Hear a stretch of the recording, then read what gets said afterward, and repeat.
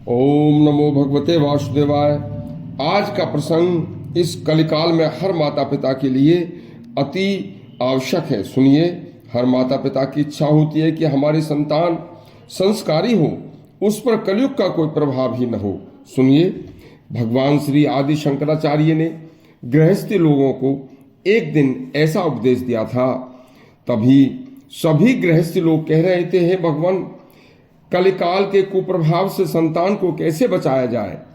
तब भगवान बोले, हे गृहस्थ जनों, सभी राग आदि चोर हर गृहस्थी परिवार के पीछे लगे हैं। घर घर नहीं कारागार लगने लगता है। तब भी मनुष्य मोह नहीं छोड़ता और तिल तिल कर कुड़ कुड़ कर मरता रहता है। जीवित मरे के समान होता है। जिस गृहस्थी को संतान कलकाल के प्रभाव से ढली हुई नहीं होती, हमारी संतान हमारे अनुरूप चले, इसके लिए पति पत्नी दोनों गर्भाधान के समय भगवान का स्मरण करके पूर्ण सावधानी के साथ रहकर सत संतान पुत्र पुत्री जिसकी इच्छा हो उसे प्राप्त करने के लिए मन में दृढ़ संकल्प करें। जिस कमरे में गर्भवती स्त्री का निवास हो, उस कमरे में धीर वीर भक्त ज्ञानी योगी उदार भावों वाले सत्पुरुषों के चित्र लगाए जाएं। धर्मशास्त्र पुराण उपनिषद भगवद गीता श्रीमद् रामायण की भक्ति की पवित्र कथाएं प्रतिदिन पढ़ें या सुनें। हमेशा वह गर्भवती स्त्री बड़ों की सेवा शुश्रूषा और सात्विक कार्यों में लगी रहे। हमेशा सात्विक बात करें, सात्विक भोजन करें। कभी किसी के साथ हंसी मजाक परिहास या कोई अश्लील बातें न करें।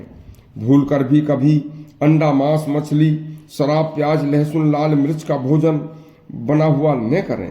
कभी किसी का झूठा न खाएं। असात्विक भोजन अंडा मांस हमारा आर्य जाति का भोजन नहीं है। यह तो विदेशों से आए लोगों ने हमारे लोगों को सिखाया। देखिए, मांस भक्षण करने वाला व्यक्ति कभी पवित्र विचार वाला हो ही नहीं सकता। रोज सवेरे उठकर अपने बड़ों को प्रणाम करें, उनके चरण स्पर्श करके आशीर्वाद प्राप्त करें। जो श्रम गर्भ को नुकसानदायक न हो, ऐसा शारीरिक श्रम करें। देखिए, सदा हल्का व सुपाच्य भोजन करें। नित्य प्रति स्नान ध्यान करें। धुले हुए वस्त्र पहने।